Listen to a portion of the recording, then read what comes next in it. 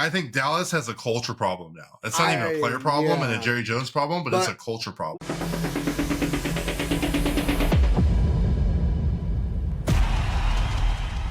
Hey everyone, welcome back to Unfiltered. We got week 11 of fantasy football. X, thank you for joining me. Of course. So if you haven't noticed already, X is rocking the new merch. X, you want to talk a little bit about that merch that you're wearing? The merch for the boys. Definitely solid for the boys. Christmas presents. We even got gift wrap, boys. We got gift wraps. Sheesh. We're ready, boys. We're ready for any of your Christmas needs. Any of your Christmas needs. We got Hawaiian shirts. We got T-shirts. We got sweaters, zip-ups, hoodies, candles, backpacks. We got it all. You name it, we got it. But I think the biggest part is that I actually want to do a sale probably for Black Friday. Also, I'm going to do a giveaway, and I didn't even tell X about this. Jeez. So I'm gonna find out who the real fans are. I'm gonna have that. I want you to be subscribed. I want you to like, and I want you to comment. If you do those three things, I'm gonna pick a winner probably right before Thanksgiving, and I'm gonna find out whoever wins. I'm gonna find out your size. I'm gonna send you a shirt on me. So in addition to that, the shirt, boys, the shirts are great quality. This is not your cheap Walmart. This isn't something you're gonna find at the thrift shop, right? We ain't Macklemore in this bad boy. This is solid stuff. This is good stuff. This is stuff when you wash it, your kids aren't going to be able to fit in it after, all right? This is going to stick to the good quality. This is nice. This is nice on the skin. Nice on the skin, right? You're not getting rashes out of this. No dyes going on here. This is solid stuff. Solid it's 100% stuff, soft cotton, Gildan brand. 100% greatness, boys, and that's why we get it. That's why we get it. We get it to support the boys. We get it to support the skin. Looking great. The misses is going to be all over you in this top-notch merch. Okay? The girls will be all over. Put it up on Tinder, bro. Show it. You got the logo. They're going to be like, that's a boy. That's a man right there. That's a man that knows quality. Boom. You're going to get all the likes, all the DMs. Oh, my God. Let's go, boys. Also, I think I'm going to donate a portion of the earnings. I don't know to what charity yet, but there's a couple charities. There's some local charities. Probably the charity of the delusional Cowboys fans. You should probably do that. They need help.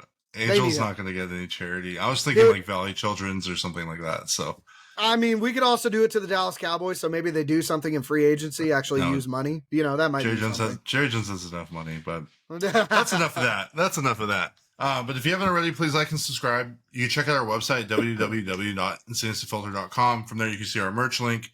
You can see what we have going on, our social medias, and also just anything else that's Insane Filter related. But I want to start off this week at quarterback. I got Justin Herbert versus Tennessee versus Cincinnati. So Justin Herbert's going against Cincinnati. I don't think I've had him on my list all year long just because the offense has been really weird, running the football a lot. Cincinnati's defense gives up a lot of points. I know we had our thoughts, or we thought the game last week, or you thought the game last week was going to be a very low-scoring game between Baltimore and Cincinnati. Well, they proved us wrong, and their defenses look atrocious. So because of that, I think Herbert has been starting to find Quentin Johnson. That's his name. Because I know some of y'all don't know how to pronounce it. Johnston. But anyways, so Justin Herbert versus Cincinnati, good play. I think anybody on that team's a really good start this week. And then you're starting CJ, and I know that's weird to say because CJ has really underperformed this year, but they're playing against Dallas, and even with Micah Parsons back, Dallas defense does not look good. Yuko Collins should be back. He's having his number one receiver back, so now you're going to have Joe Mixon, Yuko Collins, and Tank Dell. I think they're starting to look pretty solid, and what better to do it against the Dallas Cowboys, right, Angel? That is a shot at Angel. That's our counter. I don't counter know, number 2. Dude. That's a bold pick right there, brother. I just don't think Dallas' defense is very good right now. I think CJ gets it done pretty easily. That's fair. Sitting though, I gotta put the boy Darnold. You know, I said to start him last week. Man, were we wrong? What a shit show of a game, man, against Jacksonville. What are you doing? 3 interceptions. You're making the value of your card that I bought tank, my guy. I'm over here advocating for you to be the Niners quarterback again. It's like, nah. But anyways, he's playing against Tennessee. I don't like Tennessee. You don't like Tennessee. Nope. But I still think they handle him because Jacksonville did. So what's going to tell me differently that Tennessee can't do it? Tennessee arguably has a better defense. So 100% they do. So to me, I just don't like it. And then you're sitting That's Derek Carr. I just don't like Derek Carr this week. He found MVS for a touchdown. He went 3 for 3. MVS is not a pickup unless you're like in a 20-team league. No. I don't really like anything that's going on over there besides Alvin Kamara and maybe Taysom Hill now that he's starting to get in the mix. But you know how we go. The things with Taysom is up and down. So just for this week, I wouldn't start Carr. Carr had the first good 2 weeks of the season. Some people hopped on his train. I did not. So, that's that. But X, who you got starting at quarterback this week? So, just a little disclaimer. First off, I am getting over a cold, so I will be coughing. Just ignore it. It is what it is. I could say a lot of inappropriate things, but for the sake of it, look at the water cup, dude. That is 100% crystal clear Arctic glacier type water coming out of that cup. No, it's right there, boys. It's tap water. It's tap water. No, that's not tap water, dude. Just the second of it going into that canister right there just cleans it up, dude. Brother, it's a sticker, brother. It's a sticker. Brother, it's a sticker. Brother. No. The sticker has power, all right? Even God would drink that water. That's how great it is. All right. So, going into quarterbacks, right after my little disclaimer here, so bear with me. I'm taking a couple bold picks here. I'm going to start the boy Aaron Rodgers. Aaron Rodgers against the Colts, dude. So, here's my reasoning is that Aaron Rodgers, even though he's old, is still Aaron Rodgers. So, I think it's a coaching issue, as I've constantly said. So that'll be the last time you hear me say it. Maybe. But Aaron Rodgers will get it done. Devontae Adams, he has a lot of weapons. Honestly, there is no reason of why it shouldn't be done. All of us are scratching our heads on it. Indianapolis is going to be starting Anthony Richardson again. Yeah. Exactly. The boy's going to be turning it over left and right. He's not going to do what he needs to do. That offense is going to be just chunking down the field, just clogging their way, dude. It's going to be embarrassing. It's going to be sad for everybody. Aaron Rodgers is going to have a lot of opportunities is really what I'm getting at. Next, we're going with the head tackler himself, the boy Tua. We are starting him against Las Vegas. Las Vegas is still a mess. Nothing's changed. However, with that, just understand that is not an endorsement for any of those receivers at all. They are all messed up. They don't know what to do. I don't even know what to do, but Tua himself should have a solid game. There's no reason why he shouldn't. And I think you wouldn't be wrong to start him. And he is somebody that I would promote to start. If I had him, I would start him. Sitting the boy Mahomes. Mahomes is not having a good season. You cannot convince me otherwise. Mahomes is having a terrible season. Fantasy-wise, he is not a good quarterback fantasy-wise. NFL-wise, game-wise, yes. Fantasy purposes, negative. Especially against Buffalo. Buffalo is going to carry the ball, do what they need to do. The other one you're sitting is Brock Purdy against Seattle. Do not like division matchup games. Not a big fan of that. Seattle is still a good team. They're just in a little bit of a down moment, but they're still a good team. And you have to respect that they are still a good team. Now we're back with running backs. So going with the trend, I said I was starting the boy Justin Herbert. First time on my list this year. You're starting J.K. Dobbins. I got J.K. Dobbins starting against the Bengals this week for reasons that I said earlier. The Bengals give up a lot of points, dude. They give up a lot of runs. Their defense is just really bad this year. And I really do think Chargers, coached by Jim Harbaugh, always have a great offense. Always have a great... they already had a good defense. I just think Dobbins is going to score a touchdown, and he'll for sure get his projected points or higher. I think that's whenever I look at starts and who I'm going to sit, is like, is this guy most likely to get his points, or is he going to be at risk to not get his points? To me, I think Dobbins is going to be reliable unless he gets hurt, like he does every year, but I think he'll be fine. This next guy, though, is Chase Brown, and I know X over here does not like Chase Brown, but I was right last week about Chase Brown because he was my lock of the week against the Ravens.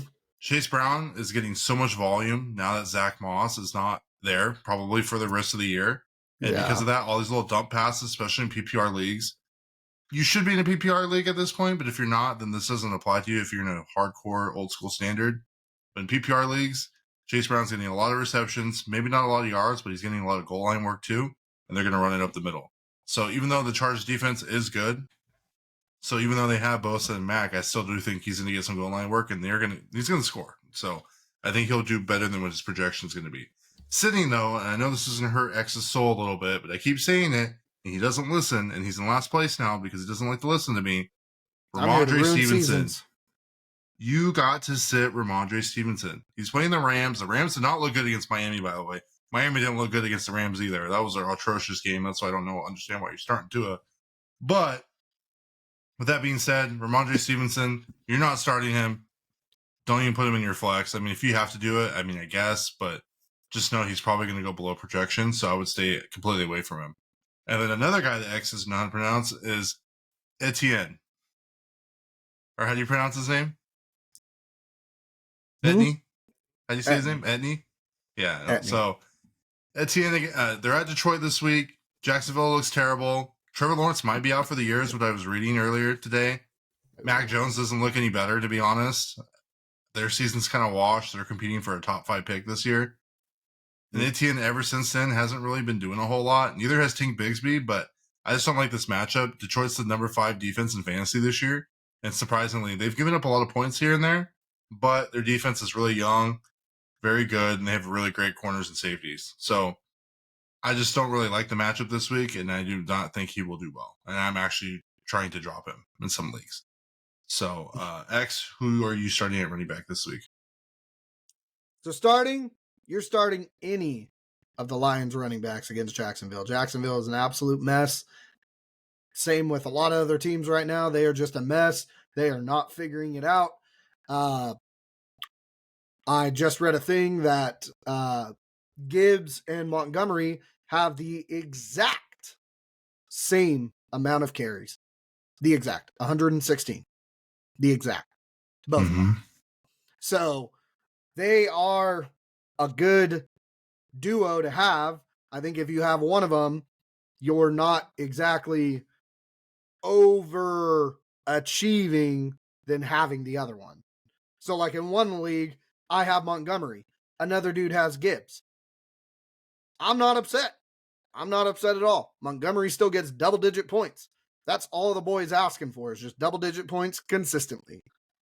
I don't care how much you get. I don't even care if you just get one touchdown. I just need double-digit points. That's all I need. That's all the boys are asking for. Not much. So both of them going against Jacksonville, solid starts.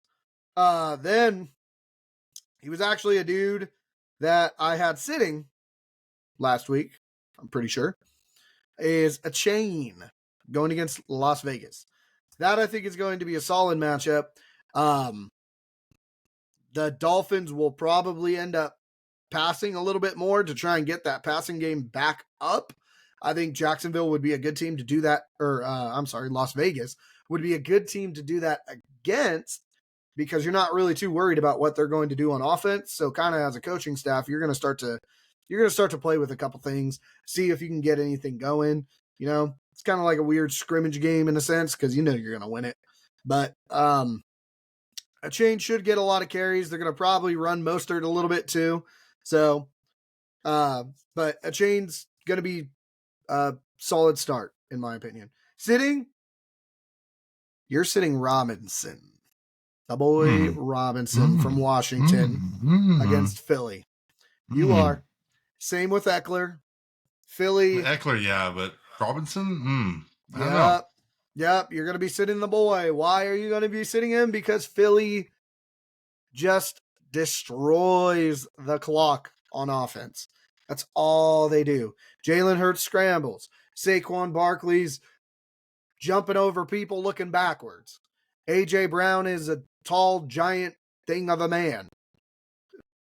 I mean, the list goes on, dude. So the offense just tears so much of that clock, and you know that Philly is going to score. And once they score and they start killing out the clock, guess what's going to happen? The run game's gone. You're not running anymore. As a coaching staff, you're coming up from behind. and you have Jaden Daniels. Why would you not just use him?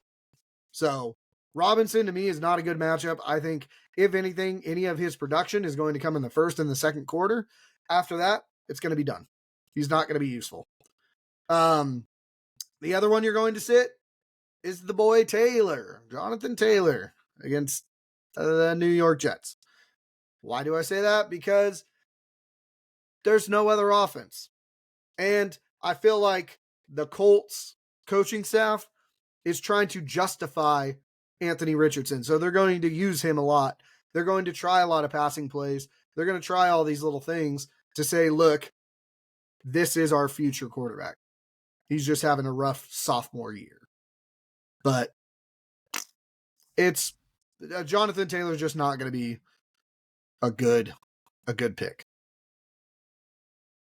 All right. Well, so I do agree that Philly's going to score a lot, but I just kind of want to read off some fantasy points that Brian Robinson's had because he's been pretty good this year. And Yep. I mean, obviously, we saw how well Eckler did last week, considering Right. Eckler has been a backup. He did 17.9, 14.6, 10.7, 20.3, 13.8, 13.10. And then he got hurt in the Chicago game. So, I mean, I think for me personally, because someone dropped him, so I'm going to probably pick him up in a different league. Oh, yeah. 100%.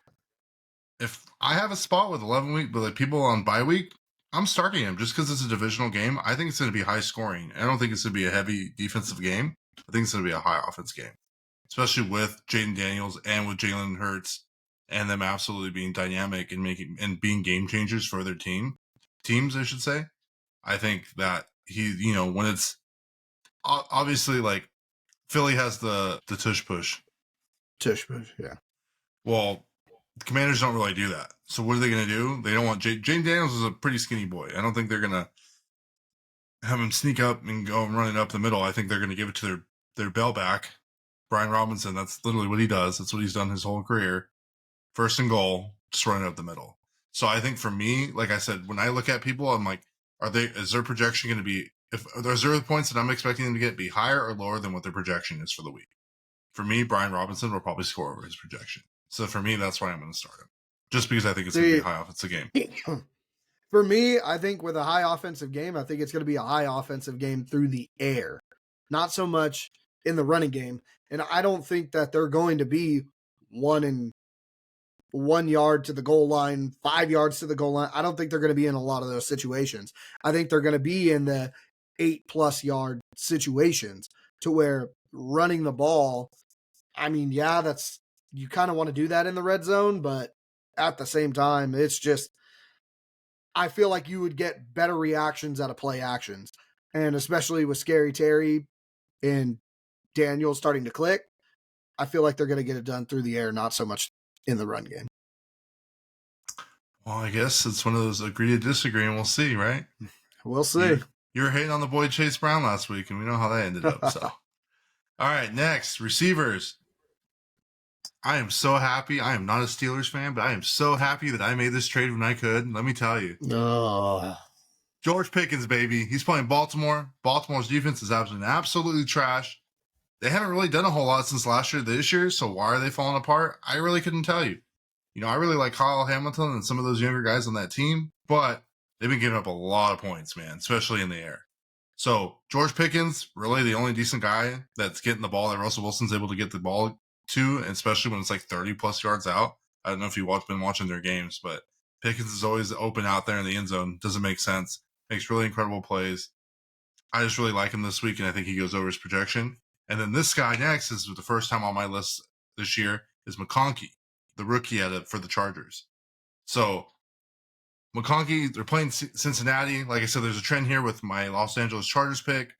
I really want to call them the San Diego Chargers. There'll always be San Diego in my heart.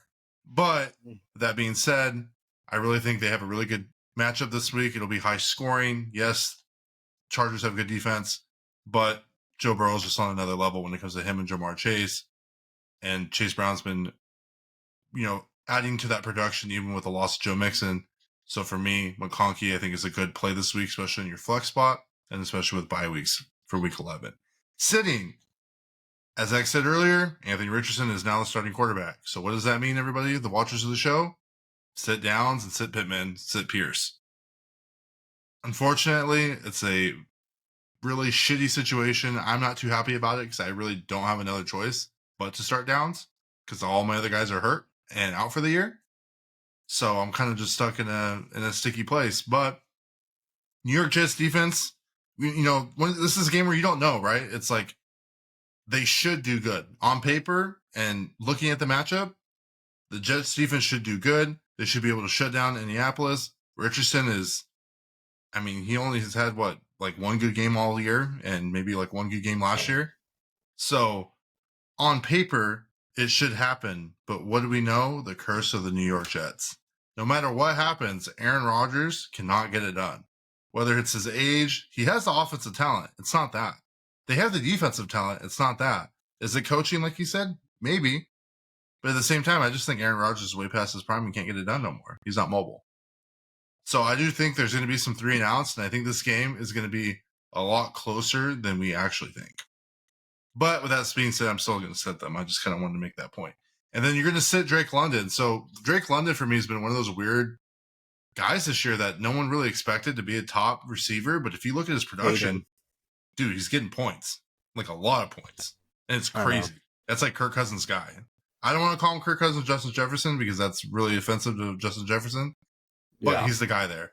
However, they're playing Denver, and even with their starting corner out, like they still handle business. I don't know what's in the Denver, what's in the water there, but they're handling business. They're a top defense, and it's in Denver. And I think because it's in Denver with the elevation, it's probably going to be cold. I know it's cold over here in California, so I can imagine what it's going to be like in Denver. So I just really think that London's going to get shut down. And what happens when Kirk does not play in the dome? He gets shit on. So don't forget. X, who you got starting at receiver this week? So starting, a guy I wouldn't think I would put on there is Courtland Sutton against Atlanta. Hey, perfect. Sutton's been putting up points. It is what it is. That's that unfortunate situation. Sutton is weird. He's kind of like Drake London. He is a weird pick where apparently he just does things every once in a while. And this is one of those times that I think he will.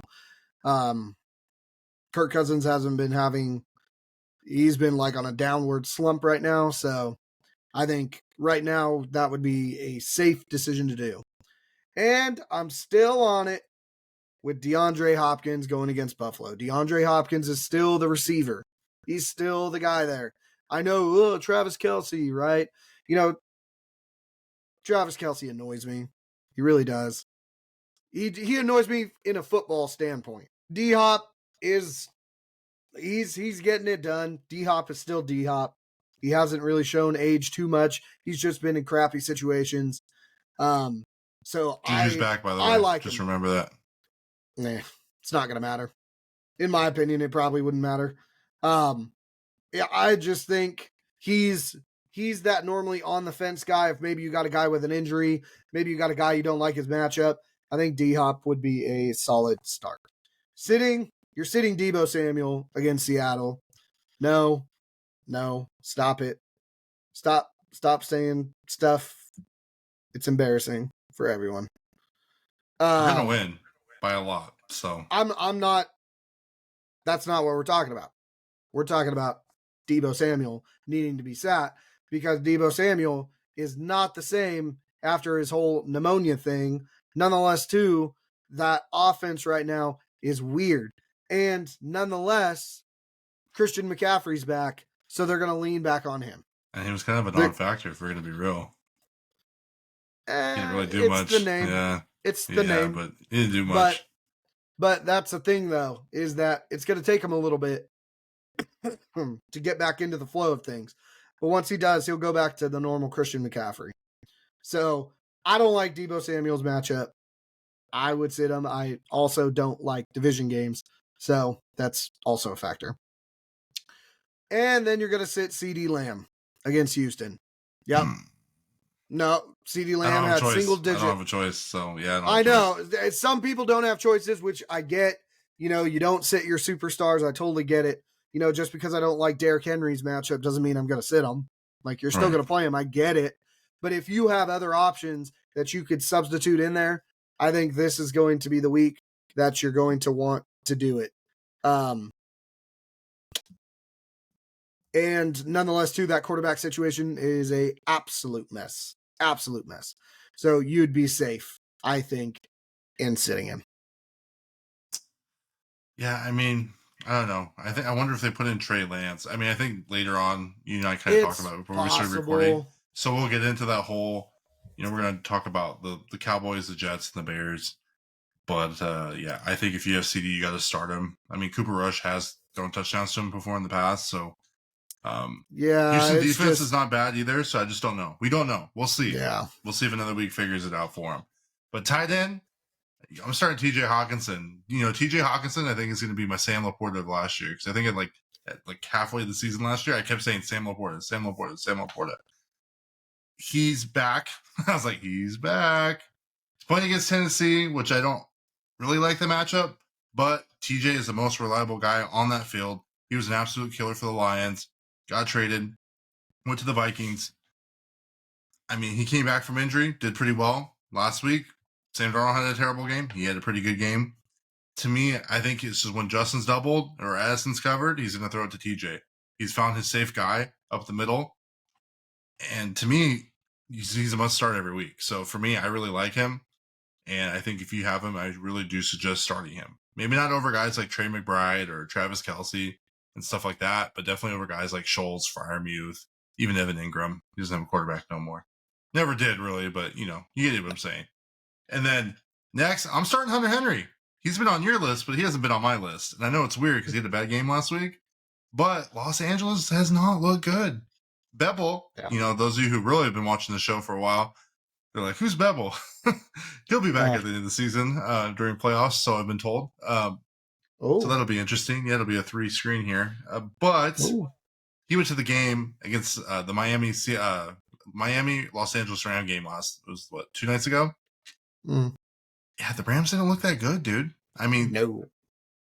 It's just, the Miami Dolphins didn't look good either, but Miami Dolphins' defense has been so bad that I think because that offense for some reason is not clicking, and I don't understand why. I just think Hunter Henry's made the Rams offense look better because that defense was so bad. Well, it's just in general, it's just that game was weird. Yeah. I didn't like it. I think Hunter Henry's gonna have a lot of opportunities. Drake May definitely gives him some value now that he's like the starter over Brissett. And I think this is the week where, Rams have given up big games to Kittle in the past. And so, I'm not comparing Henry to Kittle, but, for the tight end position, I just do think he's a good streaming option, I guess I should say. I wouldn't say a flex, definitely a streaming option at tight end for people who have buys, because I have Trey McBride and he's out this week. Sitting, and I'm going to keep saying this because people are still starting and still picking him up, and I don't understand. You're sitting Schultz for Houston. You don't pick him up. You need to drop him. He's playing Dallas, which is a great matchup, but the Texans have had great matchups all year long, and he is not getting the ball. Maybe once or twice a game. He's not a factor. He's not a factor when he was an absolute killer, like last year and the year before that, even before CJ. It's like he's really underutilized here. And now that Nico Collins is coming back, I just don't really think he's going to have that volume. And I think really it's the offense is focused around Nico. Tank, because Tank was there when Nico was out, and Joe Mixon. Joe Mixon's getting a lot of work.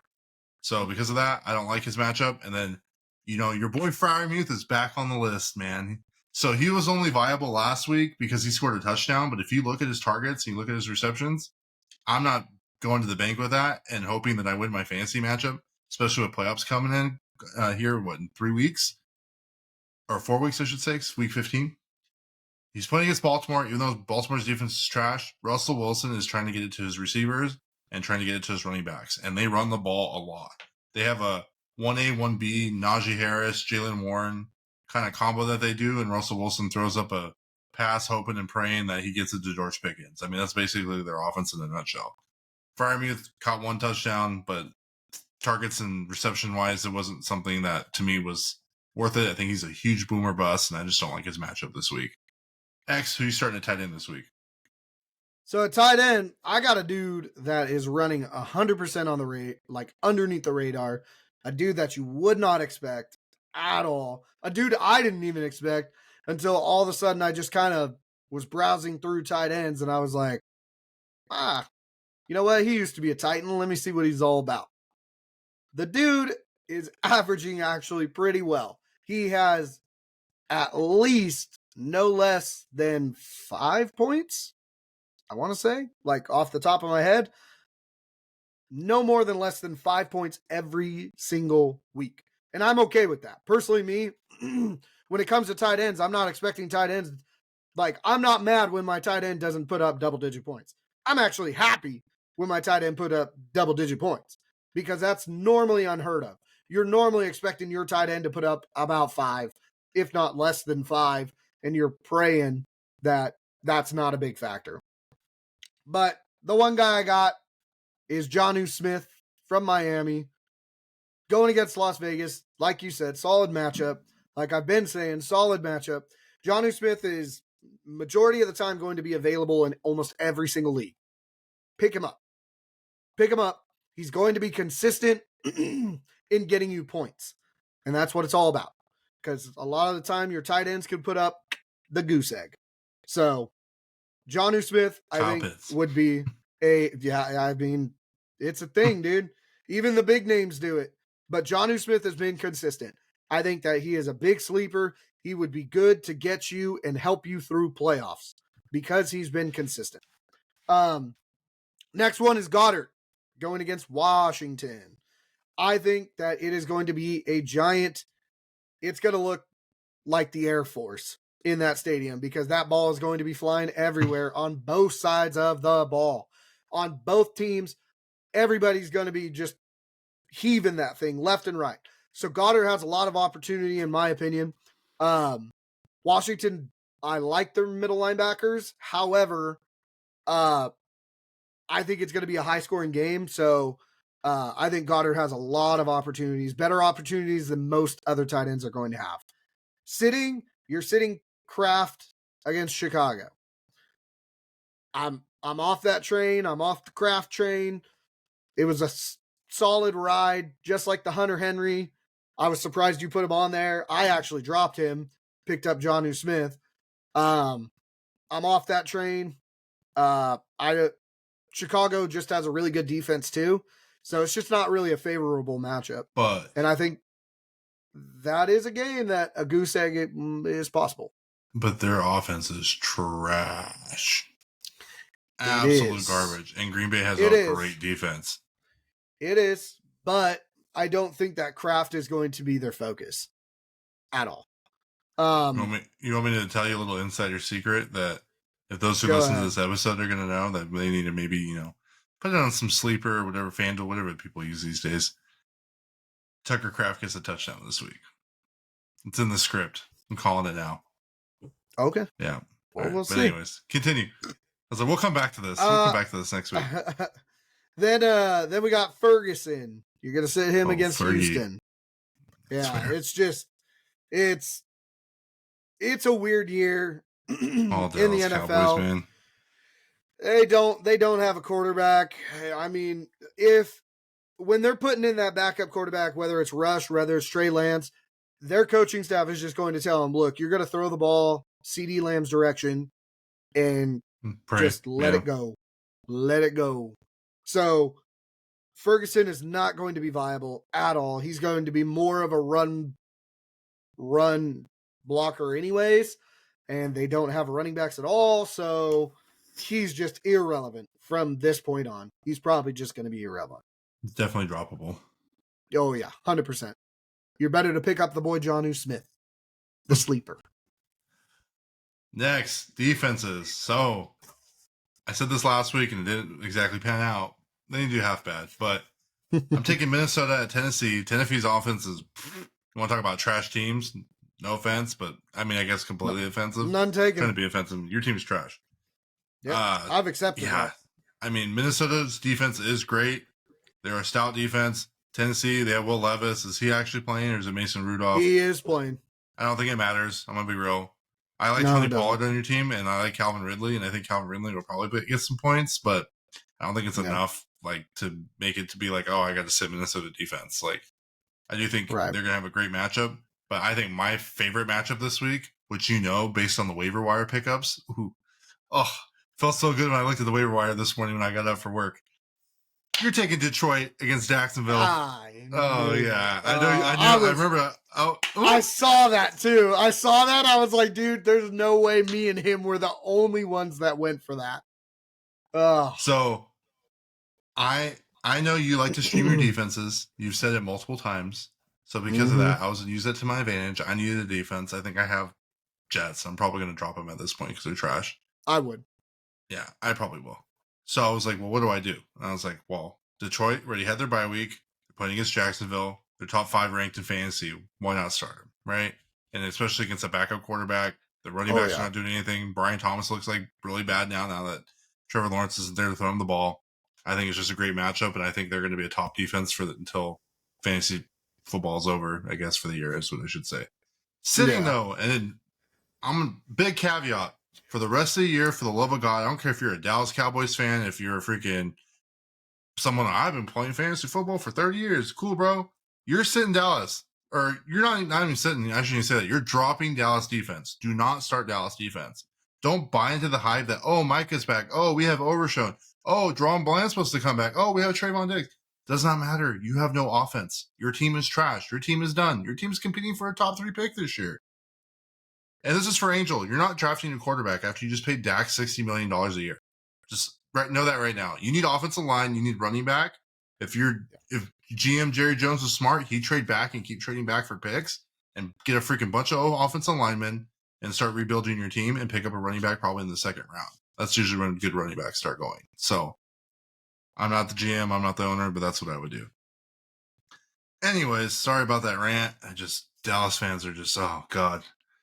Next, you're sitting Seattle D, and I know X is going to feel some type of way about this. He's really just harping on the Niners, but he does it all the time, so I guess I'm kind of used to it. I'm not harping on the Niners. I just don't like division matchups, and I don't think that. What happened the last time we played them, and we played them at home? Just remember that. We played them in their home last time and absolutely annihilated them. That's without Christian McCaffrey. Brandon Ayuk was still irrelevant at that point. I mean, he was irrelevant all season. We're playing at home. They don't really do good on the road. It's basically DK or bust. Is DK even playing? Is he playing now? Okay. He practiced today. Yeah, I mean, I like DK. Don't get me wrong, because he's really big and he's taller than our corners. But I think San Francisco's going to put up a lot of points. And now that you're like, oh, Christian McCaffrey's back, I'm not ready to say, obviously you start him, but I'm not like, oh, he's the best guy in fantasy right now. There's definitely a handful of running backs that take over him currently. But I do think Seattle's going to be struggling. Their defense, I think a lot of people, and I'm not saying you, but just in general, really like to think this the Legion of Boom, right? When they think of Seattle. Legion of Boom, 12th man. Obviously, I know they're not playing at home, but I'm just saying they like to think of that. Fair. And they like to say, oh, they're so good. Pete Carroll's not there. Their defense is not there no more. It's really not that good. And now with the division being so close, I can confidently say I do believe the Niners win that division. I'm not really worried. Arizona kind of looks decent, but they're a weird team, as you say, every week. So, and now with the Rams just kind of losing to the 2-6 Dolphins, 2-7 Dolphins, whatever they were. That was a weird situation too. Just to me, I just don't really like the matchup with Seattle. I think the Niners do really well. I think now that they have all their options back out, Jawan Jennings looked pretty decent too. I mean, they're starting to flow, man. And our defense is pretty top notch. I mean, I just think with everyone back, I think we're going to do really well. And I think we're winning the division. I see us now that we're clicking offensively. Defensively, we've been clicking as well. Yeah, the Tampa Bay game was a little scary, but I think that was all on Jake Moody, to be honest. We should have won that earlier. So that's just where I'm at with that. X, so you guys starting defense this week. Defense, I got starting the Rams against New England. That's just a solid matchup for the Rams. I don't see New England doing anything. So I think that is a safe bet if you're streaming defenses every week like myself. You're also going to start Houston against Dallas. Dallas's offense is doing nothing. They will continue to do nothing. It's a safe bet. You're going to be sitting the Chargers against Cincinnati. As you saw, Cincinnati just Chase had the best game of his life, putting up big numbers. There was a guy in one of my leagues that had Burrow and Chase on the same team, put up over 119 points in one game. Did they have Burrow, Chase, and Chase? Chase No, Brown? no, he just had Jamar Oh. Chase, dude. It was wild. Like, I was so happy I wasn't going against him, dude. That would have sucked. No matter what I did, I wouldn't have won. There's no way. No way. So Cincinnati, solid team. Chargers are still kind of figuring it out. I don't think they're having a coaching issue. It's more of just a player issue. Give it a couple years, Chargers will be big contenders. You're also sitting Kansas City against Buffalo. Kansas City has a great defense. The problem is that offense is still sputtering. Fantasy purpose-wise, Chiefs are not good. Fantasy purpose-wise. Now they're getting Pacheco. Definitely say the caveat. Right. They are getting Pacheco, but it's not going to be this week. Andy Reid already said that. So once they get Pacheco back, their offense might be a little bit more of a safety. But even that first game with Pacheco coming back, I don't think he's going to be really 100% anyways. He might still be limited. Hunt's doing big things. I don't see them having a reason to abuse Pacheco when he first came back. Yeah, that's where I'm at. Cool. All right, next we're going to get into our Week 11, the bets for the week, or the games, I should say. We got Thursday Night Football. We got the Commanders versus the Eagles. Now, this is probably the best Thursday Night Football game. Solid. Yeah, we haven't had one all year, I don't think, that I was like, oh, yeah, I really want to watch this. Yeah. So the Eagles are favored by 3.5 points. So the Eagles, the money line is minus 185. The total is 48.5. It opened at 49.5. For me, I'm taking the Eagles. I kind of want to say Commanders because it's just a divisional game. Oh, man, I know. But I think I'm taking the Eagles at minus 3.5. But I'm taking the total at over for sure. I just think Eagles have too many weapons right now. That's just with Barkley, with AJ, and with Goddard coming back, and with Jalen. I just think they can handle it. I'm gonna go Eagles too. Oh man, honestly, this is a game that I would probably like kind of stay away from. To be honest, if you're going to bet like serious money on, maybe if you want to just mess around and do a bet, sure. But I'm gonna go. Yeah, you know what? I'm gonna go over. I was thinking about the under, but yeah. Yeah, no, it's gonna go over. Yeah. Next game, I'm assuming taking Eagles. You didn't really clarify. Yeah. Eagles. Okay. Next game, we got Cleveland versus the Saints. The Saints are favored by 1. This is a game I would stay away from if you're going to bet, just because you don't know what's going to happen. What kind of Jameis Winston is going to show up? Yeah. I think if we get the good Jameis Winston, I think Cleveland is going to absolutely blow New Orleans out of the water. For me, I think it doesn't matter. I think I'm taking Cleveland, and I know it's weird to say because I like Alvin Kamara, but I just don't trust Derek Carr, dude. And even though it's at home, I don't trust him. And Jerry Jeudy's really been hitting strides with Jameis Winston, and Nick Chubb is back, and Nick Chubb has a really good matchup, I think, and I just think they handle it. The total at 44.5, though, I think I'm going to take the under on that. I think that's a little too high. I agree with that. I'm definitely taking +1 on Cleveland. Dope. Next game. Miami or Vegas versus Miami. Miami's favored by minus 7.5. Yeah, I mean, for sure. The total is 44.5. And now let me advocate why I'm taking the under. Because I agree if this was last year, but this was last year, I would be like, oh yeah, Miami's going to absolutely kill because they were destroying on offense and blowing up the scoreboard. But the Raiders are starting Gardner Minshew. I don't really like the Raiders offense. I don't like the Raiders defense. But Miami couldn't even do it against the Rams, and I just feel like they had a lot of opportunities to do it against worse teams and couldn't do it. I mean, bearing obviously Tua wasn't around, but still, Tua hasn't looked the same in my opinion since he's been back. So for me, I just don't like that. So I'm taking the under, but I'm definitely going to take Miami at minus 7.5.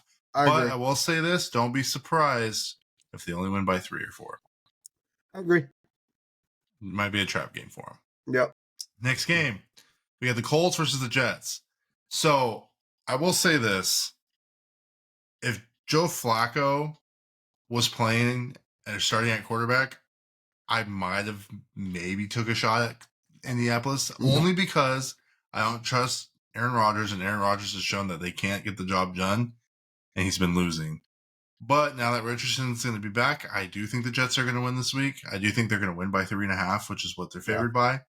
But the total being 44.5, no, I'm taking the under just because I don't think Richardson is going to be able to get a lot of points, and I don't think Aaron Rodgers is going to score a lot of points. I agree. Even though the Colts defense, and like I said, on paper, I don't think the Jets should win, or the Colts should win, but you never know because these weird track games, and especially when it comes to the cursed New York Jets, you never know what's going to happen. I agree. Next game, we got Jacksonville versus Detroit, and I think this is the biggest spread of the week. 13 points is the spread. Oh, gosh. Yeah. So, I mean, honestly, I would say take the spread just because Jacksonville doesn't have a defense. They have no offense. Mac Jones, not an upgrade. Their team doesn't look very good. Yeah, the Minnesota Vikings, their defense did good. It's just their offense was non-existent. Yeah. So I'm taking Detroit at minus 13, but the total's 47.5. Ooh. I don't know, man. I feel like that's high. I just don't know because I do feel like the Lions are going to be putting up a lot of the points.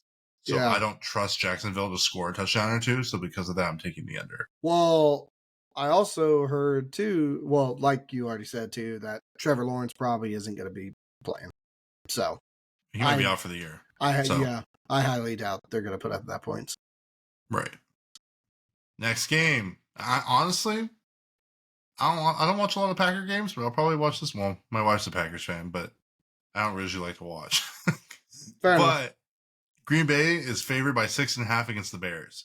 So if this was the Bears like week 3, week 4, maybe I'd say differently. I think this would be a little bit more competitive. But because Caleb Williams and maybe they fired the offensive coordinator, I don't know if that's the problem, but we'll see. Because probably of that, Caleb has not really been showing out. He's had all the weapons put around him for him to be successful, and he had a couple good weeks, and that was it. So to make a long story short, I'm taking Green Bay at minus 6.5. The total's 41.5. It's a divisional game. I'm taking the under. I agree.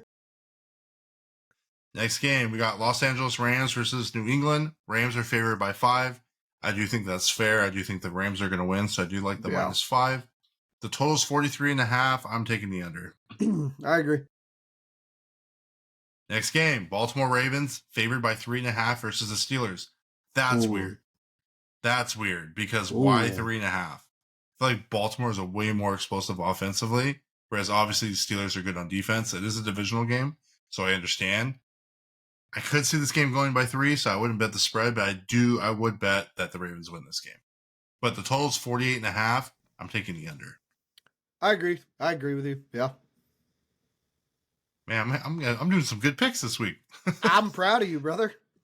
Oh, well, just wait till after this game. You'll definitely not agree with me here. All right, next game, we got Minnesota favored by 6 against Tennessee. You know what? I'll let you start this one. You taking the minus 6 on the Vikings? Yep. Okay, the total's 39.5. You going over or under? I'm going under. I don't think that Tennessee is going to be able to do enough to help Minnesota get that spread. I think on it. Wait, what was it? 40, 43? 39.5. Oh, 39? Yeah. Ooh. Yeah. No, I just don't think Sam Darnold gets a lot done, to be honest, regardless. 39. He couldn't even do it against Jacksonville. 39. 39 actually, so they have to go 40. Actually, I'm going to go over. I think that game end score 21-10. So I'm going to go over. Okay. 21-10 would be 31 points. It's 39.5. Oh, yeah, huh? I can't math. Yeah, so under. So under? So under? Yeah, I can't math. I'm taking the under. That's some college education right there, boys. Maybe I leave that in for the boys. I don't know. We'll see. Hey, do it. All right, next. Seattle versus the Niners. The Niners are favored by minus 6.5. You can say otherwise. I do think they win by 6.5. I think they win by a touchdown. I think they win by 10, personally. No. The total is 51.5. It's going to be under. Yeah, under. For sure. All right, so I'm going to go Seattle, but I'm definitely going under. Definitely going under. Seattle's not going to win, dude. Hey, bro, when Seattle wins... No, you said Tampa Bay last week. What happened? You know what, dude? Let's make the bet right now. Let's make the bet right now. Okay? If I win, you trade me your best player. If I lose, I'll trade you Pacheco. No. You need that. That's not your best player. That's not your best player. Who's my best player? Who is your best player? Derrick Henry. Oh, you don't have him in this league. Not in this league. Who's your best player? Exactly. I got Puka. AJ Brown. Puka or AJ Brown, yeah. No, I can't. I have a potential to make playoffs, so no. Nah, no, you don't. No, You no. don't. I get to cut all of this, so no one will know. No one will know. Fair enough. Next, we got Atlanta versus Broncos. Broncos are favored by 2 against Atlanta. What? Atlanta's like no. a high. Atlanta's not dude. that bad. But Bo Nix is playing at home, man. No. Yeah, I don't know. You know what? I'm taking Falcons at +2. Yep. I'm taking the total. So the total is 44.5. I'm taking the under on that. Yeah, I'm going to take it. But I do think it is going to be a close game just because they are playing in higher altitude. I think it will be. All right, next game. We got Kansas City versus the Buffalo Bills. Bills are favored by -2.5. Wow. Yep. That's crazy. I buy it. Their offense isn't really anything crazy, though, to be honest. Like, that's why I'm surprised that Josh Allen still is able to figure it out. Yeah. But you know what? I'm taking the, as Angel likes to call him, now that Tom Brady's retired, they had to switch, the rest had to switch to the new quarterback. So there's things out there that said that he told the ref to let him know when someone's coming so he can throw the ball. I don't know if you see that. You can literally search that up on the internet. No It's way. real. It happened. Yes. So I'm taking the Chiefs at +115 on the money line. I'm taking +2.5 on the Chiefs. The total is 45.5. I'm taking the under on that. But the refs, I guess, according to Angel, the Chiefs always figure out a way to win. I do think they win this game. I'm going to go with Buffalo. I will go under, though. Okay. Sunday Night Football. You got Cincinnati Bengals versus the Chargers. This is, in my opinion, going to be a good game. Am I going to watch it? I don't know. I don't think I have any. Oh, I have Chase Brown, maybe. But the Chargers at -1.5. Honestly, I do feel like the Bengals are going to win this game just because I think their offense is a little better. I agree. I do think it's going to be high scoring, but do I think it's going to be 46.5? No, I think it's going to be less than that. Yeah. But betting wise, I do think I like Cincinnati at +1.5. I do think they win the game. Yeah. Think about that. Okay. Monday Night Football. Man, this would have been good if the freaking Dallas Cowboys, if this was preseason, So you got Houston favored by 7.5 points versus Dallas. Yeah. You're in Dallas. Not like the Texans have to go very far. No. The total's 42.5. I think it's going to go under just because Dallas doesn't have an offense. Yeah. But I really do wish this happened earlier in the season. And I think that if Dak and everybody else were healthy, I think maybe it'd be a closer game. But because of this, this is something I probably won't be tuning into. No, definitely not. But I will take. Will not waste my Monday night. I will take Houston and under. Yeah. Yeah. And I think that's fair. So the last thing we're going to talk about today, this is the third, I guess, portion of our show. Usually, and I can say this every week, we'll talk about like an overreaction, underreaction, panic versus don't panic. Lately, we've been doing hot takes. I like the hot takes. I think they're fun. So I was at work, obviously working, and I was listening to YouTube, and I don't know if I'm allowed to say names, so I'll say the 4-letter network, where everyone gets their sports news from. They had a little take where they asked everybody, they said, which fans or which team is like the worst? And they named the Dallas Cowboys, they named the New York Jets, and they named the Chicago Bears. So I'm just going to kind of summarize what I had heard, and I kind of want to get your thoughts, and I'll share my thoughts too on the subject. So they had said Chicago, it's expected. They put the team around him, but it's still a rookie quarterback, and no matter what, you can expect big things at a rookie quarterbacks. Like the best one we've seen recently was CJ Stroud, but that was last year. But, it's not that big of a deal. Caleb still has a lot of time to learn. It's not a boom or bust. And then they talked about the Jets. Well, the Jets, it is a big deal because they said they were a quarterback away. They're not a quarterback away. On paper, they should be fine. No one can understand the curse and why they're not winning. They should be. But are they still a quarterback away? I don't know. They got rid of their head coach. I don't think it really helped anything. And then you have the Dallas Cowboys. For some reason, they always get brought up. I mean, I love talking about them because I have to freaking deal with them at work all day long.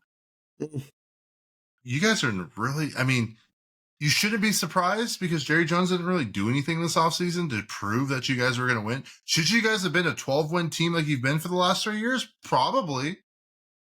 But you guys don't really have a running back. I don't think Ezekiel Elliott was going to fill in that running back situation that you needed. Rico DeWaddle wasn't going to fill that in either. You guys had a lot of offensive line issues. Martin got hurt. Your defense, Micah got hurt. Bland got hurt. you guys have some good young pieces on defense, but I don't know what's going on. And then did you hear the Micah Parsons bit where he gave an interview about Mike McCarthy and how he feels bad more for like Zach Martin and some of those other guys that this might be their last year playing? But he essentially doesn't feel bad for Mike McCarthy because Mike McCarthy basically he said that the offensive line works harder than Mike McCarthy, and I was like, people were pretty pissed off about that. Rex Ryan was on the show, and he was like going off. He's like coaches stay there for 20 hours, put in 20-hour days. He said, you're going to tell me that the players work harder than him? I was like, damn. He's like, they miss time with their families too, and I was like, yeah. So I think Dallas has a culture problem now. It's not even a player problem and a Jerry Jones problem, but it's a culture problem. Well, here's the problem though, is that it's a culture problem in the locker room because correct. Like Des Bryant, for example, he was a diva. Micah Parsons is a diva. Like, it is what it is. And I feel like that's what the Cowboys organization does to you. It's kind of like the Raiders organization. The Raiders organization, has this persona of, you got to be tough, blah, blah, blah. Max Crosby really embraced that, right? Where Micah Parsons is embracing this diva type of mentality that the Dallas Cowboys get because of how exposed they are to the media, to all these types of things. And so that culture, that locker room of just the organization kind of just got in his head, and now he thinks like that. Because one, that's one of the stupidest things that you can ever say, is that a coach doesn't work as hard as a player does. That's bull. That's beyond just idiotic and ignorant. Like, that's 100% ignorance. Because that coach, even at home, is putting in top hours, dude. They watch more film than any player does. 100%. A player may physically work harder, but mentally they do not work harder. There's no way. There's no way. Players might argue, you got to mentally push through this and that. Well, guess what, dude? You're not the one that's telling you to do that, dude. The coach is normally the one telling you got to push through. You got to make sure this is fourth quarter, 2-minute drill. You boys need to push through. Bro, you're not telling yourself that. The coach is telling you that. And all that tells me is that Micah Parsons is not bought in to what Mike McCarthy is trying to sell. That's all it is. Right. So, in my opinion, trade his ass. Trade his ass. Well, that's what I was going to get to. Is they didn't really talk about getting to that point, but they just said they had the culture issue. So how do you address it? Well, someone in the locker room needs to address it with him, even though he should be a leader of that locker room, considering who he is. However, some players like that, sometimes they're not leaders in the locker room, right? Yeah. And I mean, I agree with you. For all the things that we talk about Mike McCarthy and how, even Aaron Rodgers has been he's basically won that championship. I don't know if it was Mike McCarthy necessarily. Aaron Rodgers did call a lot of the plays there. But, I mean, they did have 12-win seasons, so it's not like it's just the players, right? I mean, You can tell that this year's a good example that, he's not having a 12-win season, so it's not just the players. But, he is a dead one man walking in the sense that he's probably going to lose his job after this year. He is a free agent. His contract's up. So I don't think Jerry Jones gets rid of him before the end of the season. I think they mutually part ways, and McCarthy will go work somewhere else. Maybe not next year, but maybe the year after he'll probably find another job. I know Rex Ryan was calling for Dion to go coach there, which the only reason why he said that, I know. I like the theatrics that surrounds him because he comes into programs and he does well. He does well for them, generates revenue. Dion was a hell of a player. Yeah. Right. And I think that a lot of these player coaches do very well. Not all. Don't get me wrong. Not all. Obviously, you can see with the Raiders, it's not working. But you see Dan Campbell for Detroit, especially when it's a player that you were a player from that exact organization, right? I mean, Jeff Saturday came in and took the Colts to the playoffs last year. I mean, they didn't give him the job, but I mean, player coaches, I think, know how to motivate the players and can relate to the players because they've lived it and been there, and because they're a legend of that team. It makes a lot of sense, right? Yeah, my issue though is that with Deion Sanders can do that to college level, to high school level. he can have this rah-rah, this tough guy attitude, blah, blah, blah. Bro, you are not going to do that to a 30-year-old man, to a 30-year-old grown man. You are not going to go in there and assert dominance like that. You are not going to do that. Bro, they're going to meet you out in the parking lot and whoop that old ass is what they're going to do. Like, there's no way. There's no way. You think that dude could go in and tell Aaron Rodgers and do this tough guy act with him? You think he would have done that with Peyton Manning? You think he would have done that with Tom Brady? No. He can't do that. Also, my argument is not with the greats. My argument is with he was on the Dallas Cowboys. He's an all-time great. Yeah. From the Dallas Cowboys. So I think if he goes to an organization where he's well respected as it is as a player, that's what they're talking about. That's just what Rex Ryan was saying. Some people didn't agree with him, which I'm like, I don't know about that. I wouldn't. But I mean, I think the only next guy that's probably going to be available or who should probably go that they're going to, well, let me rephrase that. The guy that they should go out and get is Bill Belichick. Does Jerry give up some of his GM duties? Because that's what I think Bill Belichick would need in order to fix that team. No, he wouldn't. He's right, but that's the only thing I think that would make sense for Bill Belichick is he needs to basically control the team, and it's basically, hey, trust Billy to do this because he's done it before. Right. What he should do, what he honestly should do, is he should pick up Mike Vrabel. That to me would be. I don't know if that fixes everything. To be honest, I think that Mike Vrabel would. I think Mike Vrabel is still the best head coach right now that's still available. A lot of people use the argument, well, he didn't get picked up, so he's not all that great. No, that's not really how it works. Like, when you go into those interviews, I mean, I'm not saying I got interviewed by NFL coaches, so I know, 100% how this goes. But a lot of coaches, which is one example was with Harbaugh leaving the 49ers, was because the GM kept putting his hands in everything that Harbaugh was trying to do. And Harbaugh, the owner, right? Owner as well. Yeah. Owner as well. President, yeah. Right, but the problem is when the GM has to side with the owner. So, and the owner's telling the GM, "Hey, you need to fix this." So he goes to do it, and Harbaugh goes, "What the?" You know what I mean? So it's the same thing with what happened with Vrabel. Rand Carthen was being a GM; he was doing his job, but some NFL coaches like to have majority say on players. For those of you that don't know, GMs are actually the ones that pick the players. It's not the coaches. Right. The coaches. Like Elway for the Niners. Right. The coaches have a say, but essentially the GM is the one that actually picks the players. They're the ones that pick the players. They're the ones that make the trades. They're the ones that do all those types of things. Essentially, the coaching staff and the head coach is just supposed to work with the players that the GM gives them. That's how that works. So, when head coaches want to have partial GM jobs, that's what happens. Organizations don't like that. I want to correct myself. John Lynch, not John Elway. I don't know why I said John Elway. I think I just thought John Lynch. Fair enough. That's our GM. I know his name. But, so I just think it's interesting. I mean, so out of those three teams, who do you think, I mean, as fans and I think just teams in general, who do you think who's worse off, I guess? To me, I'm not even including the Chicago Bears. To me, I would say it's a toss-up between the Jets and the Cowboys. I agree. I think the Cowboys, as far as like roster-wise and culture-wise, is probably worse. Like, they have a lot of things to fix on. They need a running back. They need a lineman.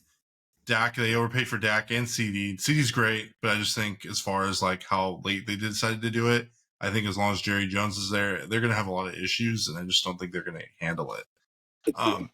I do think Angels under the presumption that they're going to draft a quarterback if they're top three. He's like a Jordan Love situation. I'm like, absolutely not. No, they're not going to do that. No. They're like, we'll sit Dak. I go, Jerry Jones is not sitting a $60 million a year quarterback.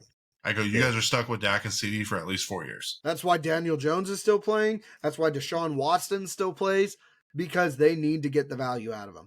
If they get injured, nonetheless, too, it's also incentives in their contracts. It's incentives in their contracts, because if they get injured, sometimes the organization doesn't have to pay them as much as they need to, as much as their contract is. But I think that Dallas is 100% worse off. Mainly because of Jerry Jones. Jerry Jones has an ego problem and doesn't want to let other people do his stuff. So he creates that problem that I was talking about in that locker room too. And Micah Right. Parsons needs to understand, like you said, that he is a leader. And like you said as well, sometimes great players or the best player on the team isn't the leader of the locker room. Like Derrick Right. Henry, for example, when he was with the Titans, Derrick Henry was not the leader of the locker room. He was the best player on the team, but he wasn't. Derrick Henry is very reserved. He's actually like pretty quiet. It's once you like get to know him and you talk to him and stuff like that, then that's when he kind of opens up a lot more. But Micah Parsons is, if I was in that locker room, I would not want that dude leading the locker room at all. At all. You got your own podcast.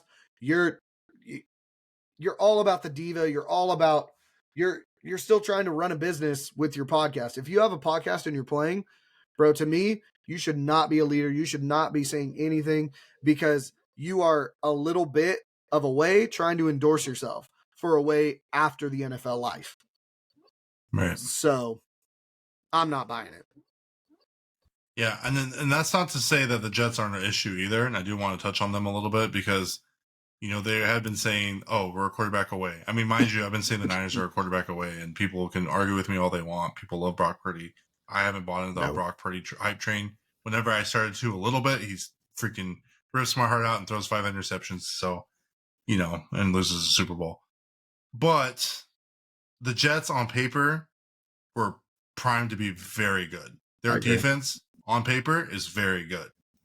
Their running backs, Breece Hall, on paper is very good. Braylon Allen has shown that he's pretty good. Garrett Wilson is a top receiver. Devontae Adams is a top 3 receiver on the right team, depending on who's throwing him the ball. I mean, you have everything you need to be successful, but I think Aaron Rodgers won his age, and that's not to take from his career. He's a Hall of Fame quarterback. You know, I think they have him top 10 on the NFL's best quarterbacks of all time. I agree. I'm not taking anything from him. But your injuries finally catch up to you, and Father Time is undefeated. The only reason why Tom Brady can go so long is because he didn't get hit and he didn't get hurt a lot. Aaron, you've been hit a lot. You've been hurt a lot. You've played in the cold a lot. Yeah. And I think at this point, the best for that team is to go out and find another quarterback. The fact that they were doing better than with Zach Wilson than they are with Aaron Rodgers is not even fathomable. If you would have told me that at the beginning of the season, I would have told you to go get drug tested. I mean, like, what are you smoking? What do you want? That's crazy. But Father Time has proven us, or told us and shown us that they can't handle it, or that time is undefeated and that no matter what, time is going to win. And unfortunately for Aaron Rodgers, I just think it's time. And it is what it is. I agree. How do they fix it? Try to go get a quarterback? I really don't know. I don't know who's available after this year. Go back and get Sam Darnold? I don't think he's going to solve the problem. No.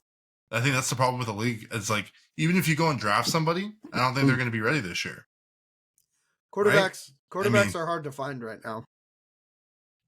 All right, everybody. Thanks for sticking around. If you haven't already, please like and subscribe. You can check out all the stuff that we have going on as far as social media, our picks of the week, our merch website, which X so elegantly talked about and hyped it up. Get it, boys. Like I said, I'm going to either run a promotion for Black Friday. I am going to do a giveaway. So I want you to like, comment, and make sure you're subscribed to our YouTube channel.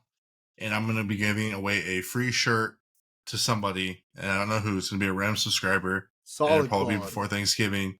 It's, great quality. It's comfortable. You can wear it to bed. You can wear it to work. I've been wearing mine to work. And also at some point I would like to donate a portion of the proceedings to either some kind of charity. There's a lot of local charities around here. Maybe youth sports, I think, would make a lot of sense too. X, thanks for coming on. I know this is kind of a long-winded episode, but until next time, everybody, peace. Later.